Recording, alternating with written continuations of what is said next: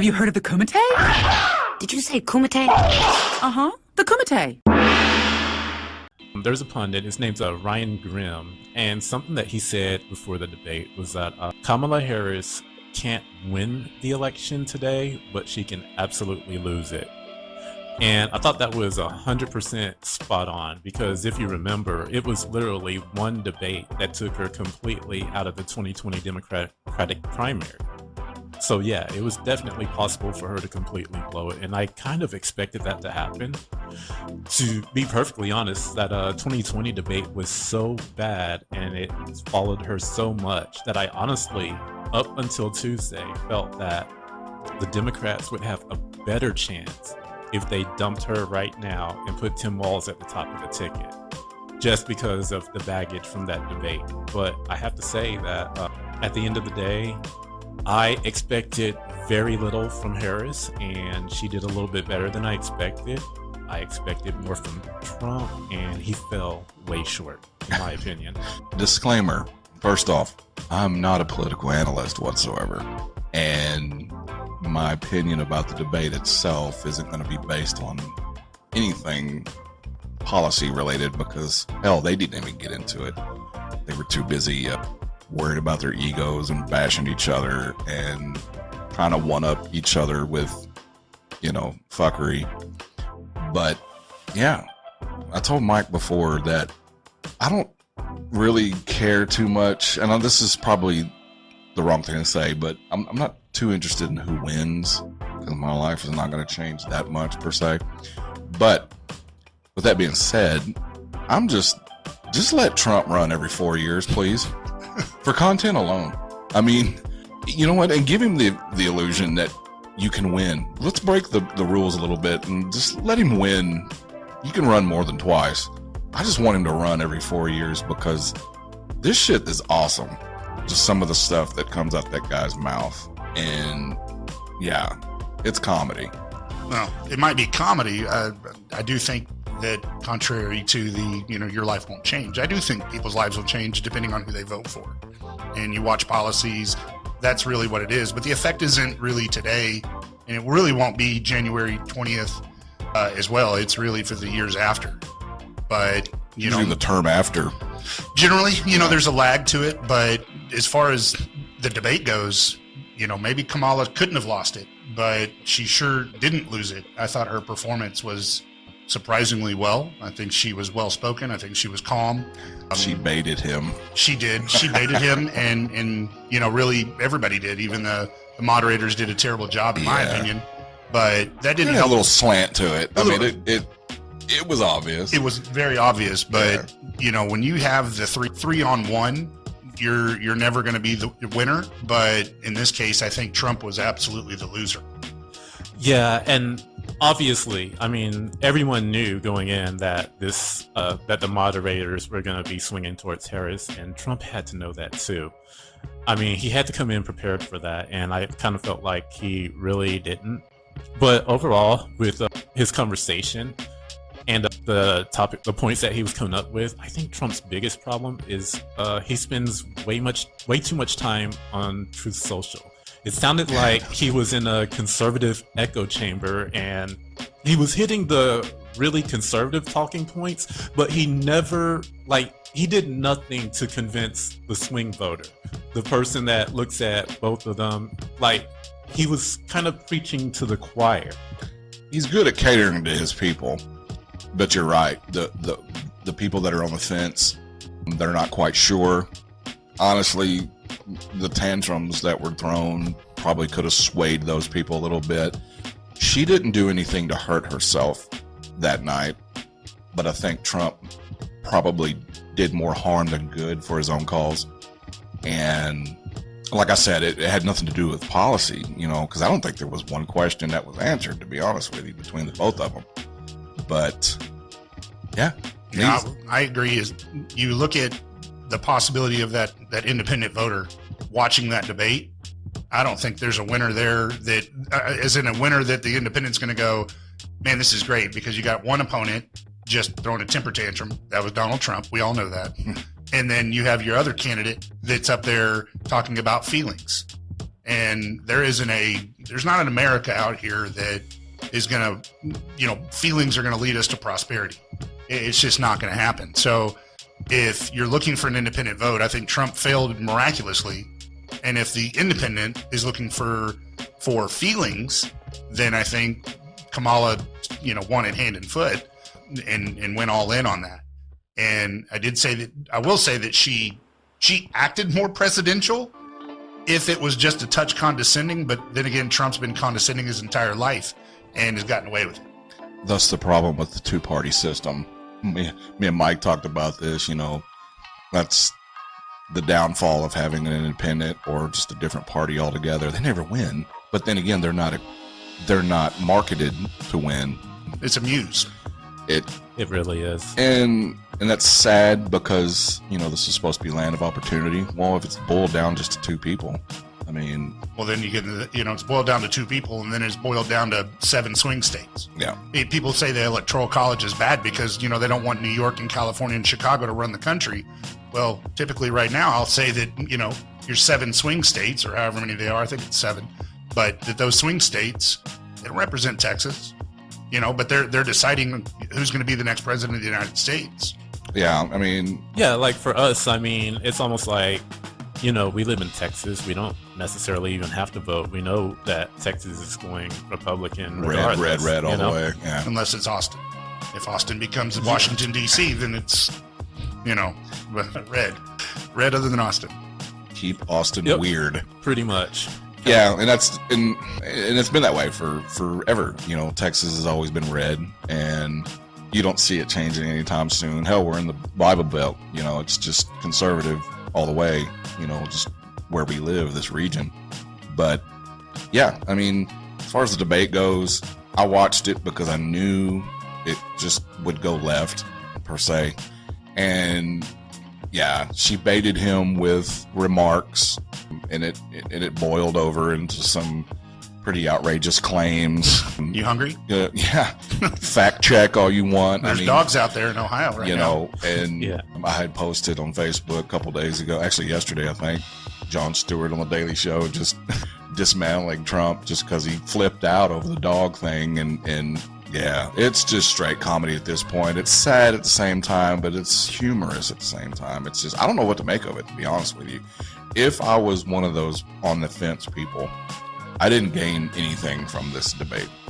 Yeah, when I tuned in, the first question of the debate was, are we better off than we were 4 years ago?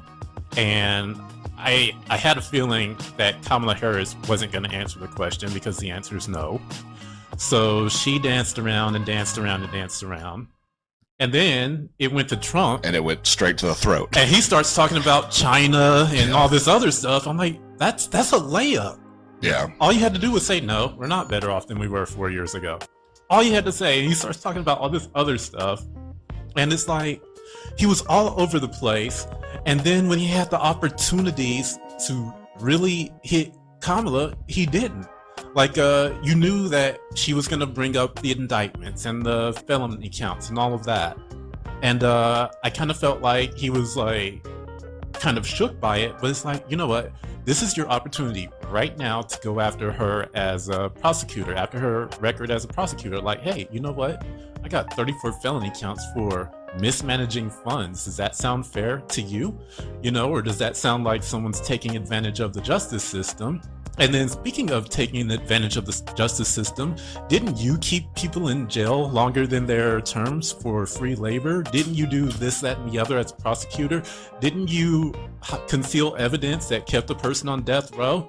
I'm doing this. Me, Mike Stewart. Why couldn't Donald Trump do that? Because he's so worried about his ego that she bruised on some of her comments. That's what the slant that it took. That I got to do some damage repair here. I gotta repair my ego. And then it instead of using policy to gain some kind of traction, he didn't go that route. It was more of, you know what, you just hurt my ego. I got to do something to get you back, and then it just went so far off the road. The debate just ran off into a ditch. Well, and Trump is not known. And he's good at deflecting too. He's good at deflecting, but what he's not known is a speech preparer. He doesn't prepare speeches. So He's not a diplomat. No, but he doesn't even, he thinks it's already in my mind. Let's hammer it home. And the problem with that is You gotta have a filter. yes, you have to have a filter, but then you also have to have a base of where you're needing to talk to. And, they gave him a pen pad and all that. And they should have told him, Donald, go to the podium and write down Kamala's voting record. Just write it down. Say Kamala's voting record and write down, Kamala's failures as the border, or Kamala's failure in whatever it is that she was asked to do. And if he would have just wrote those 3 bullet points and I think hammered that home, he would have had a more successful debate. But the problem is that he didn't prepare. He was like, and he always has been that. He's a guiding, he guides himself. That's true narcissism, but in a way, he does it with the voice of loving America. But he has always just prepared himself for himself when it comes to debates. I'm not saying in policy, I'm not saying in government, but I'm saying in just speeches, he does not have a preparation of speech. Well, with that, he got baited because he did have the arsenal to fire back, like Mike said, at Kamala. He has Tulsi Gabbard on his team. And with that, someone who demolished Kamala Harris. Yeah. It's like, did you not talk to her? Yes. It doesn't matter because you're not going to tell him any different. You're right. So when he didn't prepare talking points, it's pure emotion. And when she baited him and he went off on the rant of, Haitians eating dogs and cats and everything else, there was a topic at hand he just totally ignored. Yes. The question was asked and he's like, let me talk about these rallies real quick. And then he went on that tangent, and it's all emotion. She took her swings, landed a couple of blows. It hurt his ego a little bit, and then he's fed right off emotion. And when you do that, if you're not careful, you can make yourself look like an ass. Well, instead of alienate sticking people. to some kind of prepared agenda that most politicians, diplomats do. You have to stick to your guns. But if you don't have any kind of preparation, you just fly off the seat of your pants and feed off that pure emotion. Yeah, you're going to look like an ass, and you're going to lose some of the swing voters that don't want to hear that. They want to hear, what are you going to do to make this country better? And I think we're at a point in our country where blue is going to vote blue and red is going to vote red. And Trump missed his opportunity to look at this monitor, the screen, to the moderators, to Kamala, and then to all the other voters out there that are undecided. They're the purple. Okay. He failed at reaching them. And if he loses this election, and I've heard we're not going to have another debate, but if he loses this election, wonder whose decision that was. But he's gonna regret. I really believe this is a moment of regret for this debate, that Trump didn't just go, I got to talk to the purple voters, I've got to talk to my swing voters, and I'm not going to let Kamala or any other candidate steer me off course to reaching those people that I desire, I need, and require their vote to win the Electoral College. And he missed that point completely. 6 weeks ago, I mentioned it before, I honestly believe Trump had a heavy, he was, I don't want to say in the lead, but basically, I think that he had a stronghold on the situation. Now, after some time, and this last debate, I'm not prepared to say that he lost anything, but I'm starting to think that it might get a little bit more closer than I thought it was going to be. I don't think he's going to lose the red vote. Yeah, he's not going to lose his base, and I think that's a big. So it's the swing voters we're talking about. The purples, they. Yeah, I think he definitely lost a number of those, or I'll say Kamala gained a number of those. And the big problem is, I think when Kamala started kind of knocking his rallies and talking about people leaving, and he kind of took that personal. He did. And what Donald Trump needs to understand is that, what really everyone, is that the rallies really don't matter, because that's preaching to the choir. Those people are the people that already love you. They're already going to vote for you, and you can't worry about them. You need to worry about the people who aren't coming to the rallies, but are going to come to the polls. And I think the fact that he did get a little bit shaken by that, really, it hurt him. I do kind of want to get into the one thing where I thought he was where I thought he was pretty strong, and that was with Ukraine. I do think that the most of America is ready to see an end to that war, and I think Trump pointed out that he wants to see it end, and the moderators and of course the Democrats will accept nothing less than Ukraine winning, whatever that means, because Ukraine can't win. And I think Trump did a good job there, and I think Kamala I think that was the one area where Trump clearly won. One of her weaker points, I would say. Yeah. And that is a subject that had to be discussed. And you're right. That conflict over there needs to be resolved. You know, what we have and why we're involved to begin with still baffles me. But yeah, he hammered that one home, and she didn't really have a rebuttal that was worth noting. So yeah, I agree. That's one of his stronger points, foreign policy, you know, with that in mind. But yeah, I was like you, Mike. I had to take a little break, you know, from watching it, just because it even me loving chaos that went down, it got kind of stale for a minute, and I was like, what are we doing here? You know, people are watching to get informed, hopefully to make them help make a decision. I think maybe a lot of people are still confused after that thing. Well, if you're looking at Ukraine and the Russian war, I will say I'll give Trump kudos on this. He called that. He called it. He called it when Crimea happened. That was, you know, long ago, but in our recent history. And he called the Ukraine invasion, you know, he predicted it, if you will, or at least made it, you know, knowledgeable that he knew about that it was going to be coming. As far as the way Kamala dealt with that scares me about her foreign policy. If, you know, you've seen, I'm going to parallel that Ukraine comments of her and the way that she failed in the same sense of her interview. I think it was with, I can't remember who it was, CNN guy did it. And he was like, look, you know, you were the border czar and you've never been to the border. And her response was, you know, well, I've never been to Spain either. You know, yeah. This is a failed policy, failed foreign policy preparation. That's a hard one right there. Foreign policy. Yeah. A lot of P's there. A lot of P's. But that's scary. The other hand, though, is Trump didn't have any foreign policy when he went into office either. And, you know, if there's some hope there for America is that if Kamala wins, that she can learn. You know, at least she's got some government, you know, landing strip that she's been in this circle of government. Trump had not. But her lack of preparedness on that particular question, that's troubling. Because right now, I believe America is looked at as a weakling because of Joe Biden and the way that he's been on the beach for, I don't know, is it 6 weeks now, 7? That he's been on the beach, not really running the country and not really making... He's checked out. Yeah, he's not making a public effort, not to say in private is different, but he's not making a public effort to govern. And, you know, but at least Kamala has some type of knowledge in that maybe that can be recovered. And I'm not so sure it will, but there is a chance. Because if Trump can do it and learn on the fly in 4 years, so can Kamala. It's just whether or not her 92% turnover rate in her campaign and in her cabinet, if she decides to listen to somebody, we hope that that's a possibility. But she hasn't shown that with 92% turnover. That is going to be rough. It really is. You mentioned Joe Biden.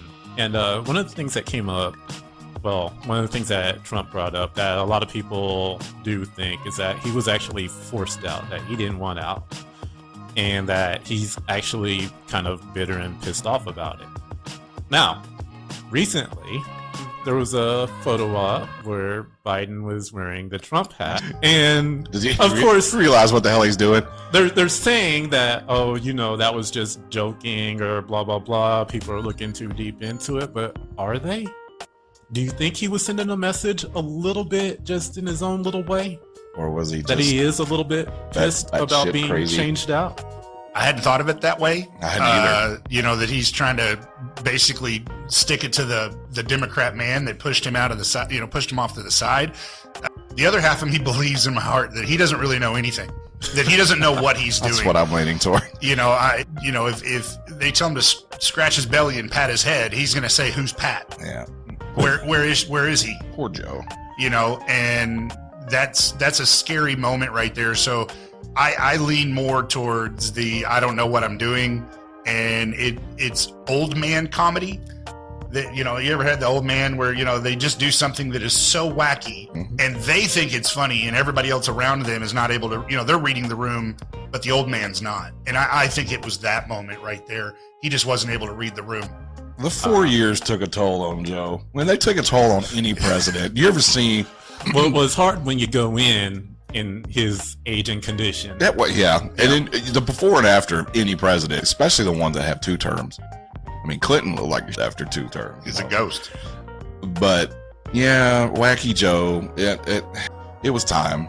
We all know that he was incapable.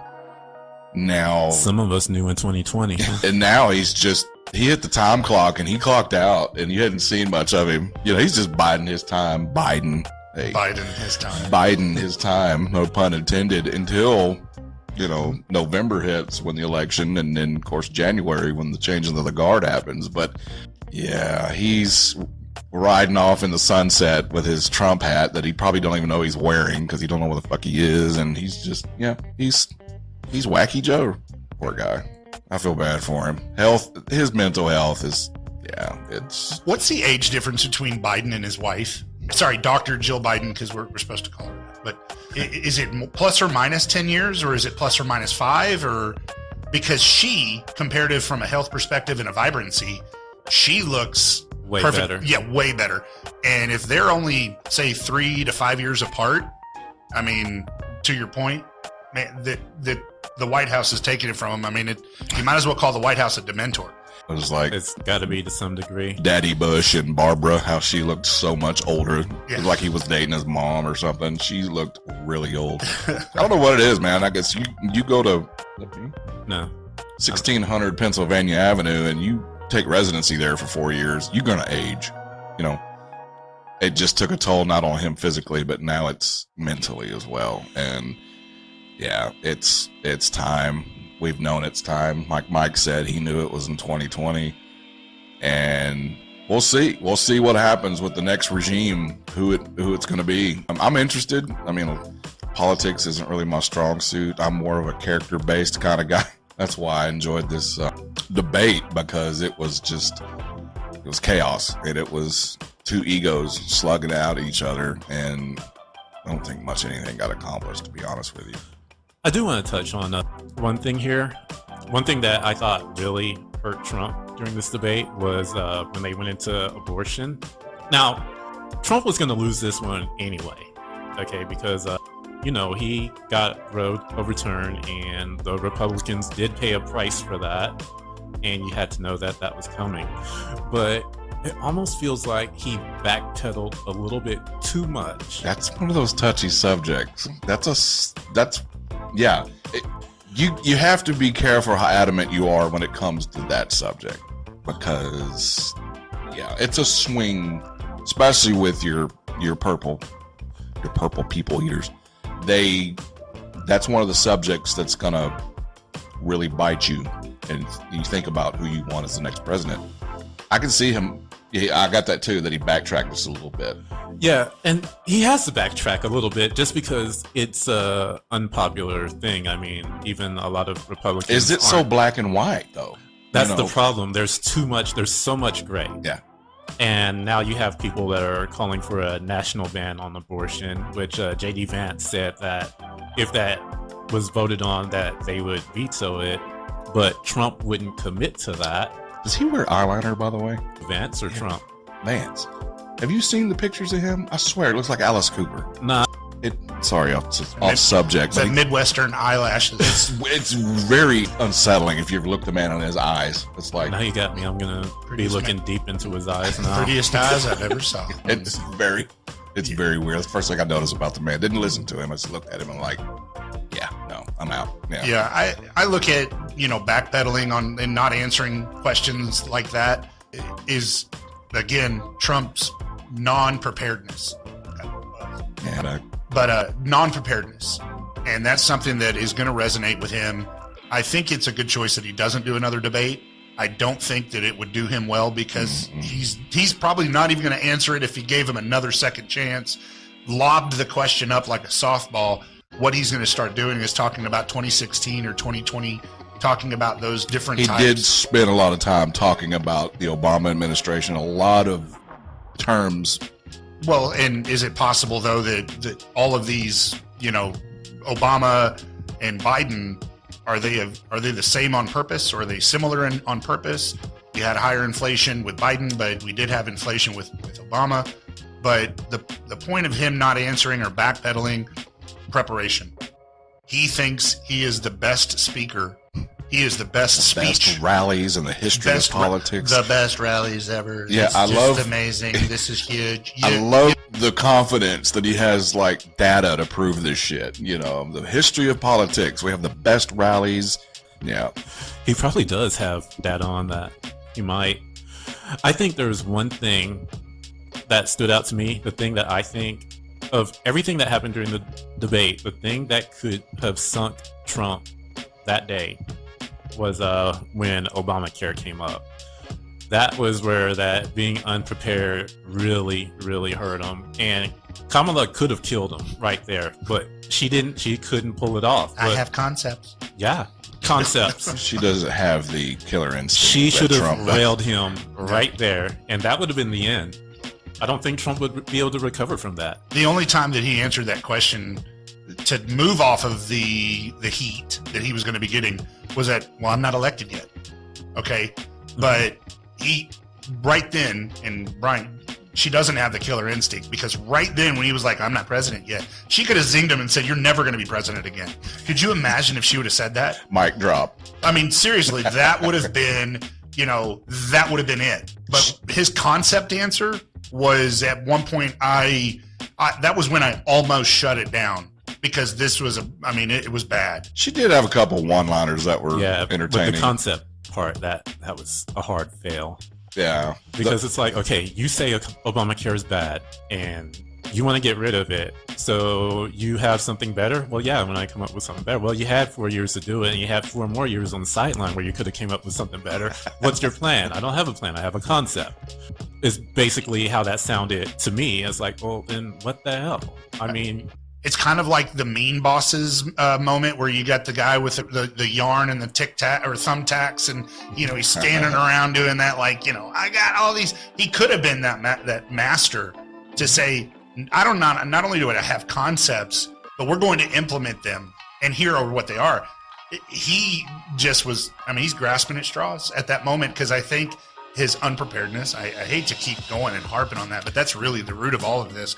But that unpreparedness, I really think he talked himself out of track, or talked himself off track. And then he had no other way to go. He just could not reel it in, or in my words, he couldn't put the shovel down. I think quit he digging. probably has, that's true. a group of people that prepare him for these things, but I guarantee you he doesn't listen to them. They have prepared statements, talking points, rebuttals, everything you can think of to at least appear that you give a shit and are knowledgeable. But I guarantee you his ego doesn't let him abide by those, set things that his people prepare for him, and he wants to wing it. He thinks he can just win this debate based on bashing someone. Not, like I said, he's got plethora of people that can just give him what he needs to get through this debate. All he had to do was stick to the talking points and don't get emotional. That's first key right there, which that's his biggest downfall. Because when he gets emotional, he gets erratic and he's all over the place. But he couldn't. There's something in him that doesn't allow him just to be subtle. And I don't know. That's an understatement right there. He can never be subtle. No, it's not in his DNA, I guess. But He's as subtle as a crying baby in a restaurant. and when that happens, that type of thing can lose the swing voter, because let's face it, most people that are on the fence probably don't look into policies too much. They're more looking at character. And, well, Kamala, she came across as more polished, under control. She may have her weak points with policy, but The blue are going to vote for her. The red are going to vote for Trump. It's the mid, the independent, the purple. But in any of y'all's question though is, I mean, do you want that feeling of, that just, oh man, this person feels good. You want a perfect mix, and there's no such thing as a perfect candidate. If we don't I think have people just want to be able to afford groceries, man. You think it's just groceries and housing? You think it just comes down to that? You don't, like, people talk about abortion a lot, but do you think it just comes down to like, hey, I'm tired of spending $300 on a 3/4 of a cart of groceries? Or do you think it comes down to, like upper policies that? I think it starts at the bottom with because most of America is middle America. And like you said, not being able to afford groceries, man, that hits home because let's face it, most of us don't have a huge nest egg. We are hardworking. I don't want to say check to check, but a lot of people are. We're blue collar. Yeah. And the grocery bills, things that hit home every day need to be more affordable. And so do you think the person that's the feeler, or you think that the person is would you call Trump a doer? You got a feeler, you got a doer, you got a thinker. He's definitely a doer. Sometimes it can get him in trouble because he's going about it the wrong way, but he makes moves, So he's more of a doer. I think so, but with that, I'm playing the devil's advocate here, but you got to be careful. So when you make a move, you better be precise with you better measure 7 times and cut once instead of the opposite. And that's the thing with him. He doesn't take the time to measure 7 times. He's going to cutting. Yeah. Well, he had that opportunity to cut her, and he didn't. He had many opportunities to do that. In Obamacare, I can't say it's a disaster. I can't say it's perfect. Actually, I don't know that there's been a policy, and I'd have to go into the history books that I don't have time for, but I can't remember the last time a policy came out or a law that came out that I looked at and went, that sure does make sense. And Obamacare is right there with it. It's from the Nancy Pelosi, well, we got to pass it to see what's in it comment to, now we've got people that, I have a friend of mine just talking to me today. He's got 6 kids. He makes $50,000 a year. His wife can't work because they have 6 kids because they can't afford daycare. So might as well just keep him at home. You just keep him at home, and then they denied him for Obamacare. Because he makes too much. Because he makes too much money, and so it's a failed policy. And if Trump is over here, spinning dials about concepts, I'm guaranteeing you right now that's not going to go with the American voter. It's got to be substance. He could have shifted the entire debate at any point in time on any of these subjects, failed miserably to do so. And I think, at least probably for the next couple of weeks, we're going to see maybe a poll flip-flop where she gains maybe a half point, maybe across the board, or a half point in one of these swing states, but it's going to be an important one. Not to say that Nevada in their 6 electoral college votes is going to be the key to the powder room, but Georgia, Pennsylvania, those 2 are huge. Then you've got Ohio is huge. Michigan's huge. Those are the ones that you have to have. And if they're looking at, what do you think the percentage of people in Ohio versus, say, any city in Ohio, maybe Cleveland versus, say, Georgia? There's going to be a lot of people that live in those urban areas. There's going to be a lot of people that live in the downtown areas that they probably are on Obamacare. And they're looking like, concepts, buddy? You got concepts? Hey, I'm sorry you have a broken bone. Well, let me see what kind of concepts we have to fix this bone. I'm interested to see if he wins the popular vote as opposed to the electoral vote. Yeah, I don't know. I'm preparing myself for November just because I know how people react. I get into it every 4 years. People lose relationships over this shit, and it's happening, whether we like it or not. You're gonna lose a friend or 2. People just go crazy. I have a friend on Facebook, and he might be listening now. I don't know if we should say names. Here's hoping. No, you don't have to. Okay, cool. I'm not going to use a name or whatever, but I respect him. He's a guy and doesn't live very close. In fact, lives on the West Coast, upper Northwest. Good. I would consider him a friend. Definitely not a Trump supporter. I don't ever want to lose him as a friend. And, we can disagree all you want. And that's the sad part, is that we're on this earth. Just talk about country. We're just in this country. We can disagree and still be friends. We should be able to. Excuse me for sinning different than you do. People just, they just go crazy. And yeah, you shouldn't lose friends over this shit.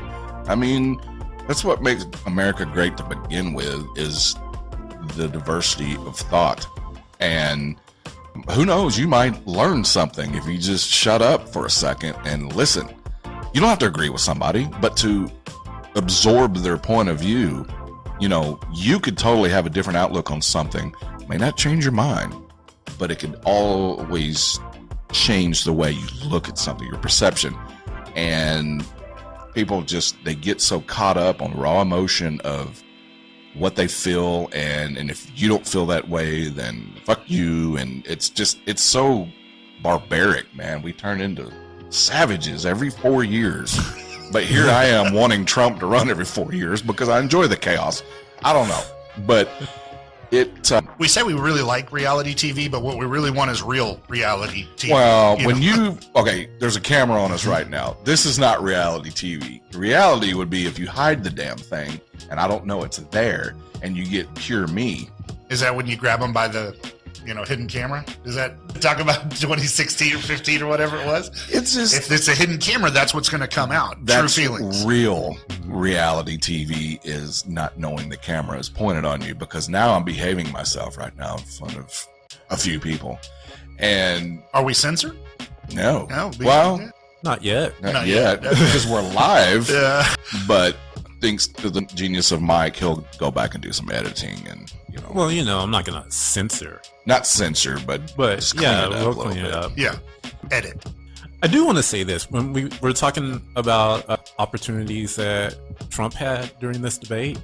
I think another big one where he kind of dropped the ball was when they brought up race and how Trump had said, Kamala hadn't been black until recently, and they asked, dig that ditch. Yeah, they asked him about it, and he kind of backed off on it. He was like, well, I don't really care about her race, blah, blah, blah, blah. Yes, you do. You brought it up.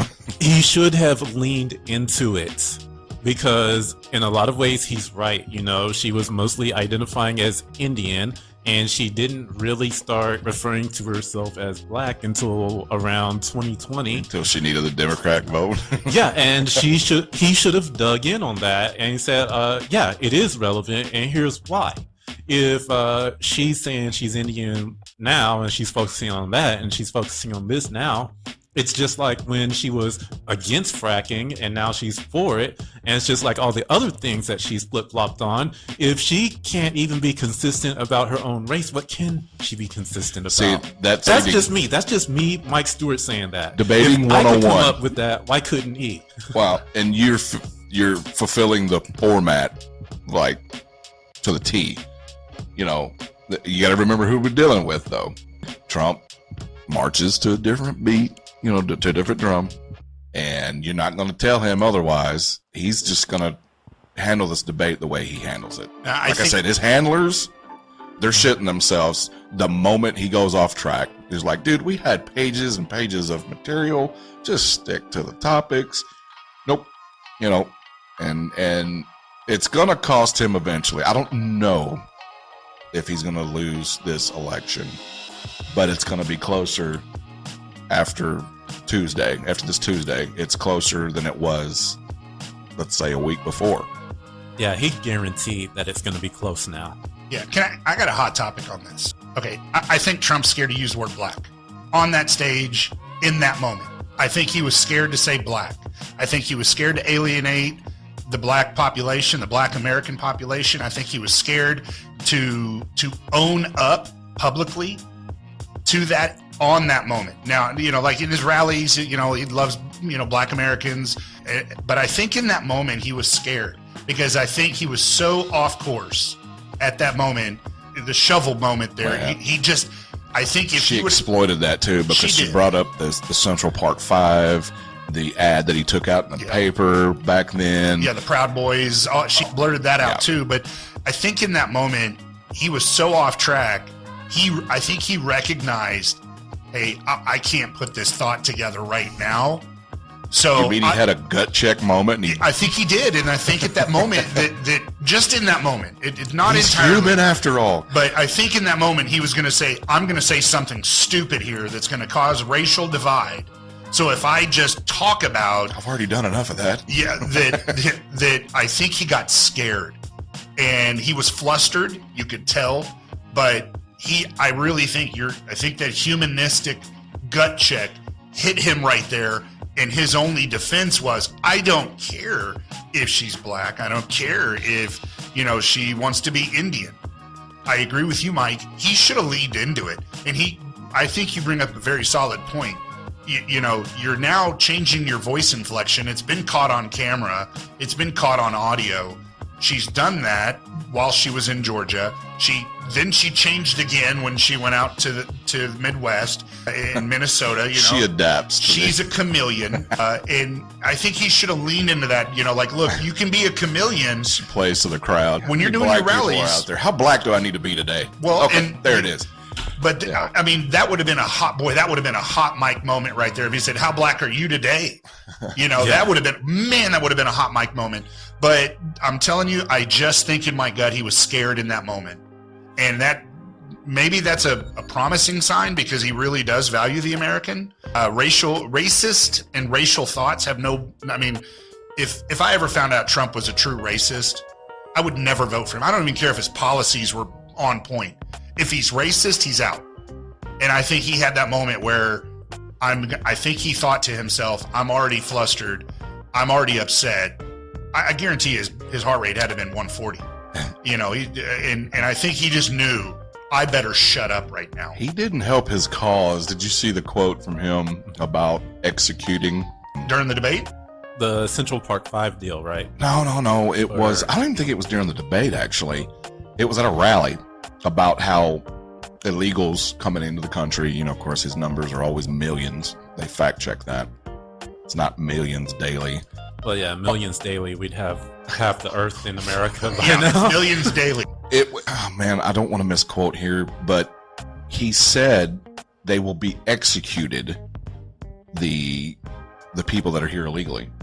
Yeah, that's too much. Well, yeah, I would say so. And to use that word so freely, yeah, that was a eyebrow raiser for me. I was like, damn, you're here illegally. We're just going to cap you off right then and there. Execution. For someone who loves the spotlight as much as Trump does, the fact that he doesn't, lean into this stuff more, wanting to be the hot mic or having the hot opinion. The Jerry Jones of politics. Oh my gosh, please, let's not go there. Jerry Jones. Give me a microphone. We're going to make America great again. In our face. I need a microphone in my face at all times. Yeah. But this was an off rails debate for Trump. I mean, it was just completely off rails. And to me, I think it plays, if you really want to analyze it this way, Kamala had every opportunity to just take him completely down, KO him right there. She couldn't do it. That spells disaster for me, because if you can't take your weak opponent down and make him weaker, then what are you going to do when it's, maybe nuclear on the line? What is it going to happen when it's invasion time? What is it going to happen when there's a possible pandemic? If she can't take out a weak Trump who she sees she's got him off track, she's got him flustered, and go for the KO right there, if she can't think on her feet fast enough, that's a battle cry of, let's not let this person lead us. I'll give us a sports analogy. This was a bad matchup for Trump, this debate, only because of the fact that she could pull him off sides, but she knew that going in. And I think everyone, his handlers, everyone knew that she had the ability to do that. And everyone knew that she was going to do that because they know how Trump is. He has his strong suits with some of his policies, but this was a bad matchup from the get-go because of the moderators, the platform that was used. There was a slant. It was pretty obvious. And then, of course, Kamala herself. It's just a bad matchup all the way around. So he lost before they even took stage. And they played it beautifully because even the moderators were fact-checking right then and there and asking questions. certain questions that would just set him off. And then, of course, Kamala played into that, pulled him off sides with some ego bruising comments, and yeah, it just wasn't a good look. There was no structure. It was chaotic from the beginning. And I think it was a bad matchup for Northern Illinois this past Saturday. Yeah, it was. Yeah, you know, Michigan. Oh no, it was Notre Dame. Yeah, excuse me, Notre Dame. You know, same thing. It's just. Wouldn't you say that underdog? You think she's the underdog? I do. I don't think there's an underdog on this race. I think it's a 50-50. I don't think she's an underdog anymore. Well, yeah, okay. At the beginning, that's what I said about 6 weeks ago. Yes, I was. There was a stronghold, I think, in Trump's favor. It has turned the tide a little bit to bring it to an even race. I believe right now it's neck and neck. I believe that wholeheartedly. It could go either way. You won't catch anybody in the red saying that, but yeah, it's all about the swing votes, the middle ground there, because for some reason people in this country are so obsessed with just voting per party. You know, if you're blue, you're blue, you're red, just down the ballot. You know, I am so glad I can still buy Cadillac, because if it was like Ford and Chevy and that was it, I'd be screwed. Yeah, we need choices. We have choices. We just don't hear about them because, well, let's say this. JFK dropped out because he had one interview outside of Fox. He had 16 Fox interviews. He had one, and it was on CBS. And that's by design. Well, it is. And we need to open up. Media is biased. It doesn't matter. Fox is biased to the Trump and, you know, Trumpers, and all the rest are kind of biased towards whatever's blue. But, you know, there's not a major media. There's no one pushing it. I mean, No. Mike said this before, that, you know, independents or all the other parties that are involved, you don't hear much from them because they don't want them to have a voice. They want red and blue, and that's it. And it's always been that way in this country. It's not taking it down a longer road. You do realize that, you know, in my opinion, I think we've already hit the pinnacle of what we're going to be as a country. The Roman Empire wasn't forever. We've hit our plateau. I do. I think we have hit our plateau. I think you might have a marginal up, but we're not going, you know, we're on the top of the peak. The peak might kind of wave a little bit before it starts dipping down. Remember back in the 40s, we were just up and up and up. We were. As a country. Man, that was the greatest generation. I mean, we're all 80s of the, babies of the 80s, right? You know, we were born in 77, right? But we're babies of the 80s. Yeah. So, like, you know, we grew up with New Kids on the Block, and then it, you know, transitioned over to Boys to Men or whatever. Look, those 80s were that we were still heading up. And then you really think, I mean, honestly, the year 2000, that was it. I mean, we're at the top of the plateau. That's it. Now, can we plateau here for a long, long, long, long time? Possibly. But I don't know that it's going to get any better. Because if the world, you know, Brian, if you want Trump to run every 4 years, maybe next year it'll be, you know, Eric, or it'll be, you know, Donald Jr., which basically will be the same kind of, I think Donald Jr. would be the same as Donald. His bloodline. You know, and if that's going to be the case, we'll plateau for a while.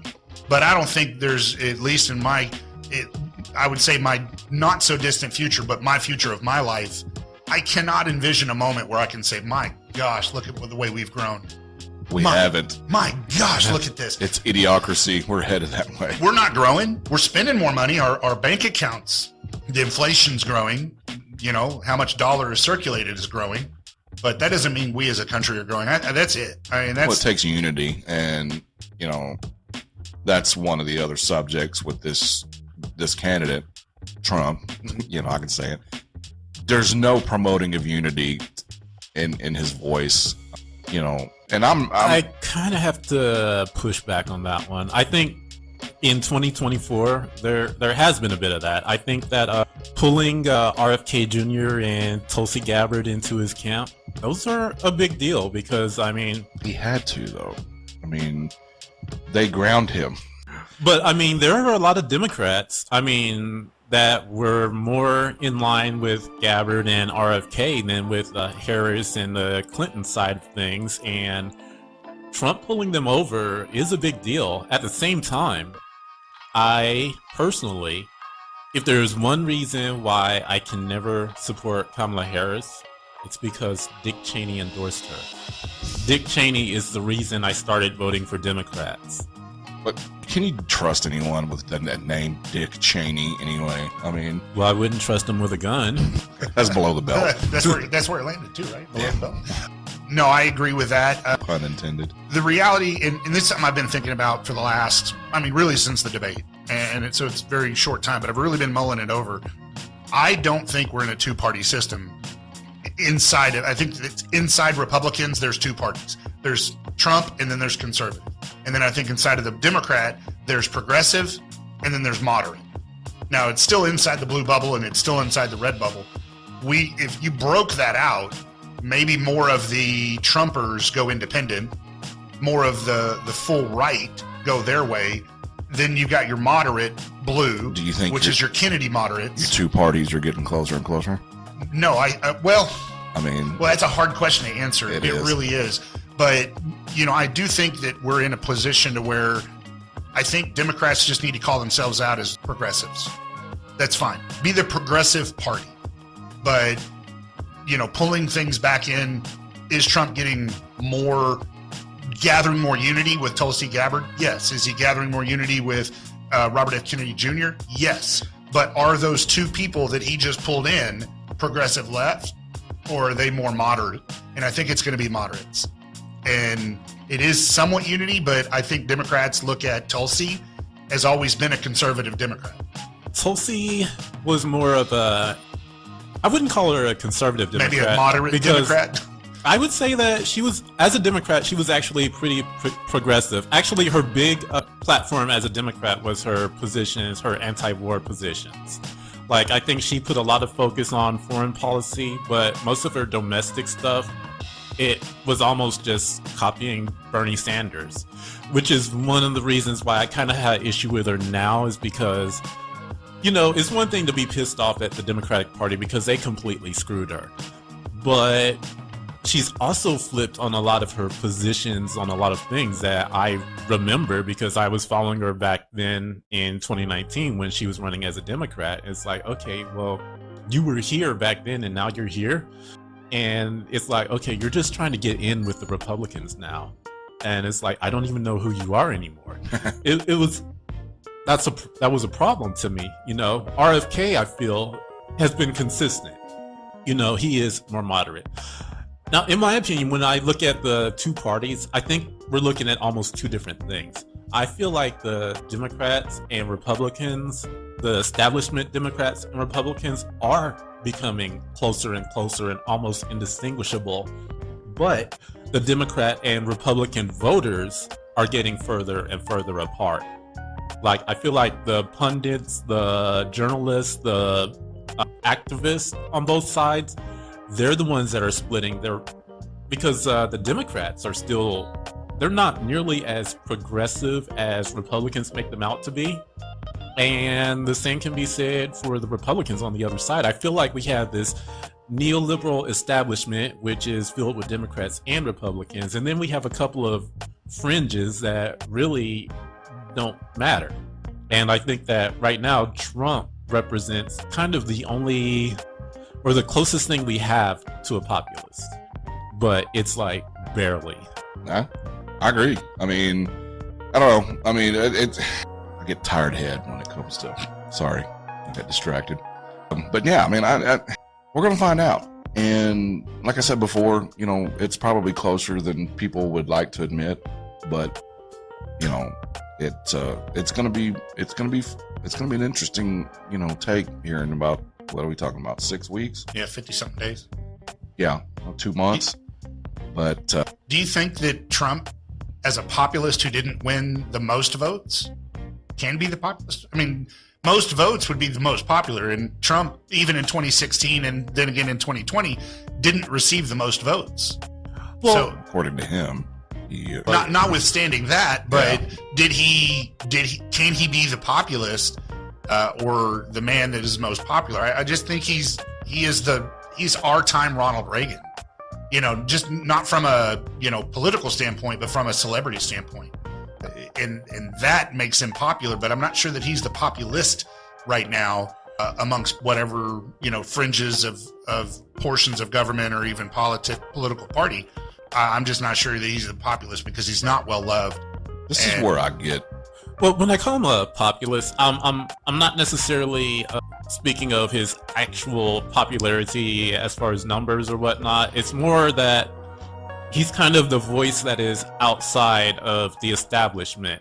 He's kind of the guy that somewhat sounds like he's trying to represent the people, where a lot of these establishment characters are more about the corporate interests, or more about the military-industrial complex. They're more about the bankers, Wall Street, and all of that. And Trump right now, he seems to be the only one who's really trying to talk to the people. I'm not saying that he is a populist, but he's probably the closest thing we've got, because Kamala Harris is 100% establishment. Yeah, from that perspective, I agree with you. Agree. And I mean, I'll put the shovel down on that one. Yeah, I mean, she's definitely establishment, and that's the thing about her that actually scares me, is that she's gonna serve the corporate interests, and the corporate interest is, quite frankly, more war, more invasions, more selling weapons to whoever we can sell weapons to, and more destabilization, and ultimately a higher potential of a nuclear war that could be dangerous for everybody. That's kind of what I see in her. Are you comfortable with either? No. That's, I think we all probably can, Now, no, here's the easiest question of the day. Here's the big question. Do you believe in sitting it out? Sitting out and not voting? Yes. No, absolutely not. Okay. So you are comfortable with choosing the lesser of two evils. The good thing is that we all, that, this podcast and this production is coming from Texas. And because we are in Texas, I get to say those things. I saw a shirt the other day that completely just surmises my thought. And the shirt said, American, ... until Texas secedes. I want that.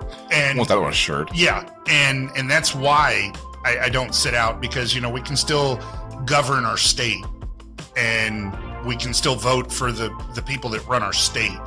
And Texas, being the independent style state that we are, I get to vote. And then, so just maybe my candidate at presidency doesn't win, but maybe my candidate for governor, for mayor, for House, for Senate, maybe those people win. And that can, like you get a 49 to 50 or a 50 to 49 in the House or Senate, excuse me, maybe those seats, 220 plus whatever on both sides, maybe we shrink those and there's a stalemate. I mean, Obama had a stalemate House and Senate. So you're looking at the long picture, the long game, if you will. I'm only looking as long as I'm alive. And what you bring up a good point, because when I say sitting it out, you bring up a valid point that I've never thought of before. You may not be comfortable with either candidate. You're looking at it beyond that, on control of House and Senate. Yeah. And that's a good way to look at it, because, and you might have changed my mind about the way I think about it now, because I've never had that.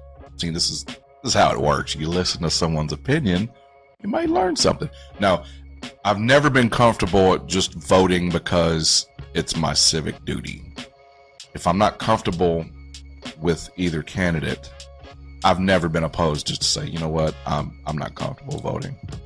Now, with that being said, there is no perfect candidate. There never will be. There never has been. So to base it on swinging your vote your vote swinging House or Senate, that's pretty powerful, because let's be honest, the president only has so much power. It's a checks and balances system. So, exactly. If my candidate doesn't win, then my House needs to, or my Senate needs to, or my values and where I vote, and those values keeps dictatorship from happening. And if the president has had as much power as they think they do, then we'd be in trouble. It still has to run its course through House and Senate. We get that. And a lot of the times, House and Senate are split. They're, both red and blue. That's why you end up with a deadlock, gridlock.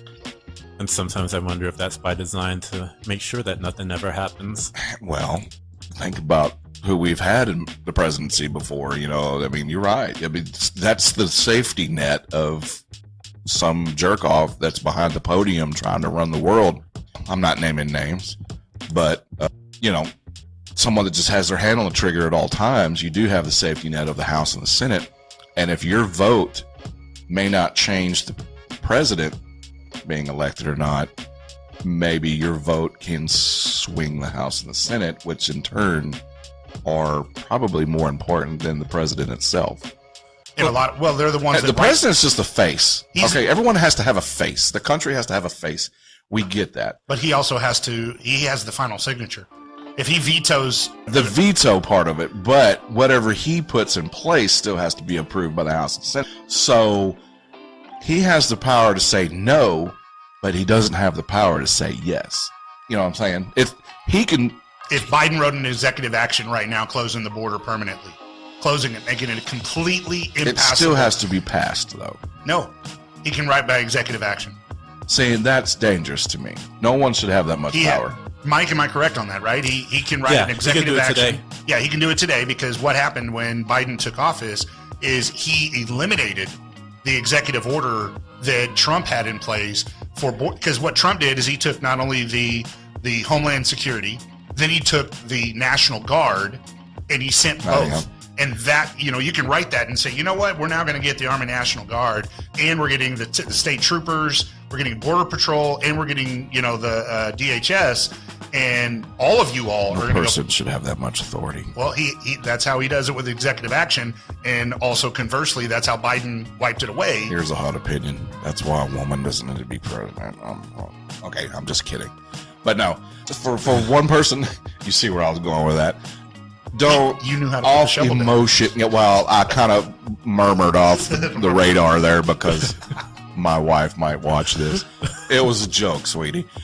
But no one person should have that much authority because they're human, and all humans have emotion, and emotion can lead to bad decisions.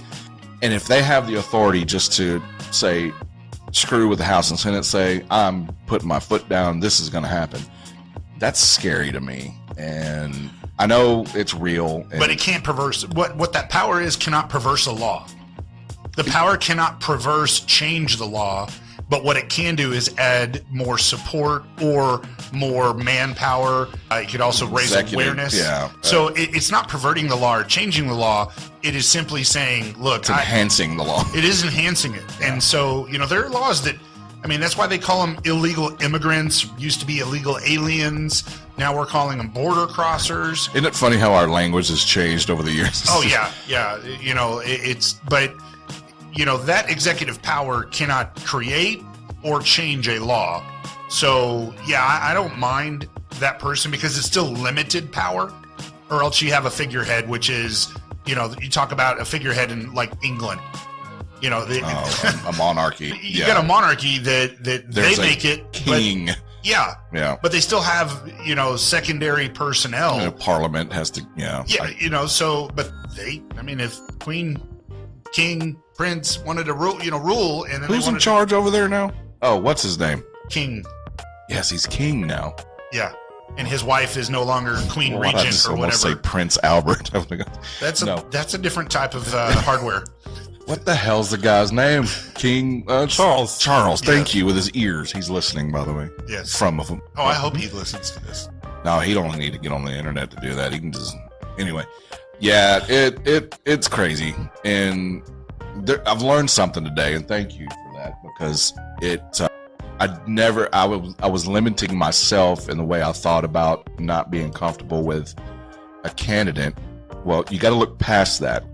Your vote could decide what's going on in the House and Senate, and that's ultimately where things, laws take place, policies, and yeah, I was just skin deep with it, on the surface. It was just like I'm not comfortable with either candidate, so I'm going to sit this one out. And to add to that, though, in my opinion, the local elections are way more important than the federal because the local. I've always agreed with that. That's what's going to affect your life. Look out your window, and Yeah, I totally agree with that assessment. It's I vote locally, get involved.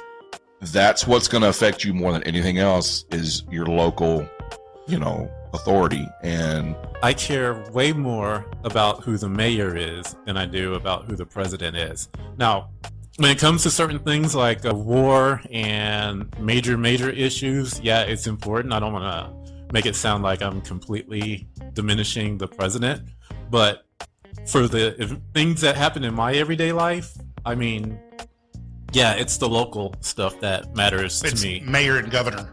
Yes. I mean, it's really of that importance. And if you have, a care about the state, not just the land state, but the state of mind. Yeah. Okay, the state. If you care about the state of mind and the state of which you're living, you will care about local elections. I've preached that for a while now, especially to my kids growing up, the importance of not only voting local, get involved, the policies, really do your homework. But I'm a big believer in buying local, eating any kind of services that are provided local, keep the money here. Yep. The mom and pop places. Why do you think I was in Carrollton today? Yeah. It was a mom and pop. No. I mean, it was two guys, brothers. Support your family-owned businesses. I'm not going to Mako and, helping that franchise out. I'm going to go local. And, that's really the heart and blood of how I vote, how I think, how I want to live. Keep your community thriving by buying local, voting local.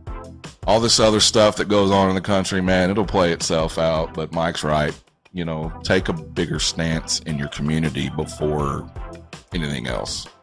I mean, yes, it's important who you vote for if you look at it the right way. And like I said, I learned something pretty valuable today. I'm glad that you said that because now I probably will vote now based on hopefully my vote will be a factor in, the House and the Senate. That's a really good way to look at it. And so thank you.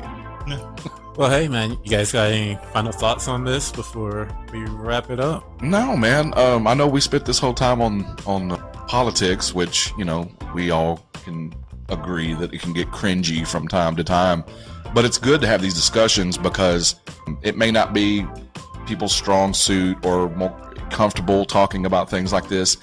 But the more opportunity you have to discuss this with your friends, your colleagues, and get different point of views, it's important to know that you can exist with other folks who think differently than you. We're in this for the long haul.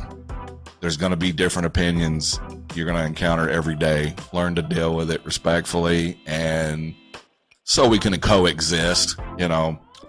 We live in tough times already. Let's don't make it any tougher with our prejudices or, simple-minded thoughts or the non-ability to take the blinders off. Think outside the box a little bit. That way you can love thy brother. So that's all I have to say about it. Yeah, I'm kind of going to piggyback on what you said there because I thought it was right. We're living in a very populous neighborhood and area, DFW, okay? We don't know what it's like to live 50 miles away from the nearest city. We don't know what it's like to live where ranching or farming is the predominant nature of business. We might have farms here locally, but they're not of the Midwest farms that grow corn by the thousands of acres. We don't know what it's like. So those people that live in the outskirts of Texas, let's say, maybe the mountain ranges of Texas, South Texas, Southwest Texas, or, the plains up north, I want Texas to thrive. And we do need to get along with whether, we're in a populous neighborhood or a populous metroplex area. I still want to just love my brothers and sisters, whether you're black, white, African American, Indian, whatever. And our voting doesn't have to be the decisive, this is the way I'm going to treat you type of mentality. And the debate, I think, highlighted that is now it didn't go skin color deep, but it went blue with blue, red with red.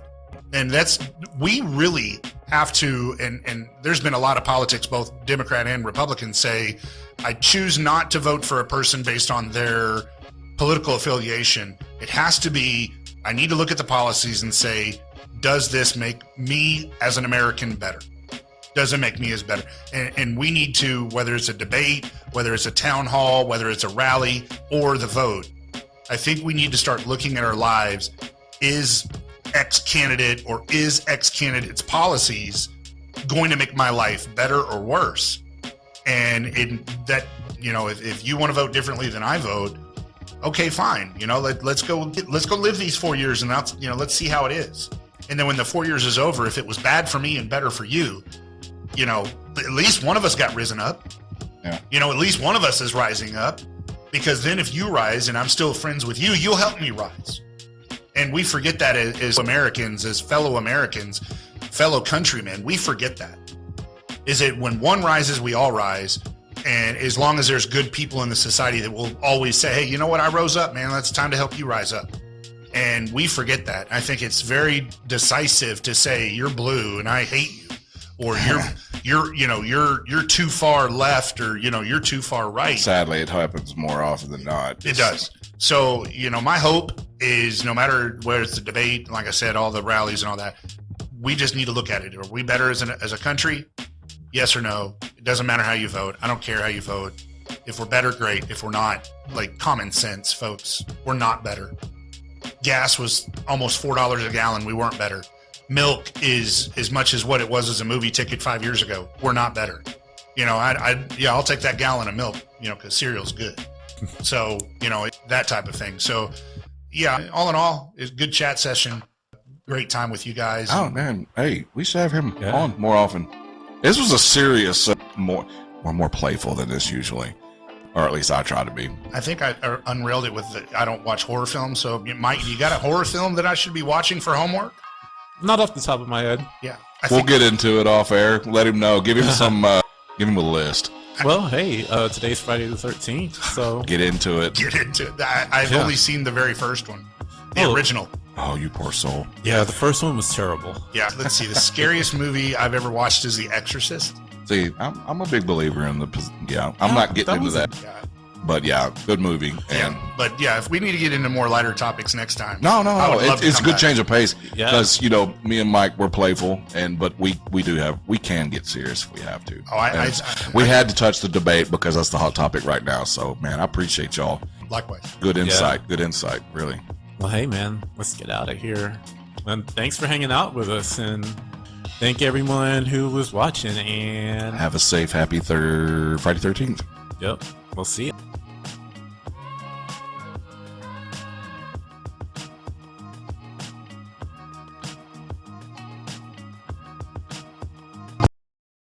All right, that's a wrap for this edition of the Kumite. If you enjoyed this content, please show some love. Don't forget to like and subscribe, and I will see you next time.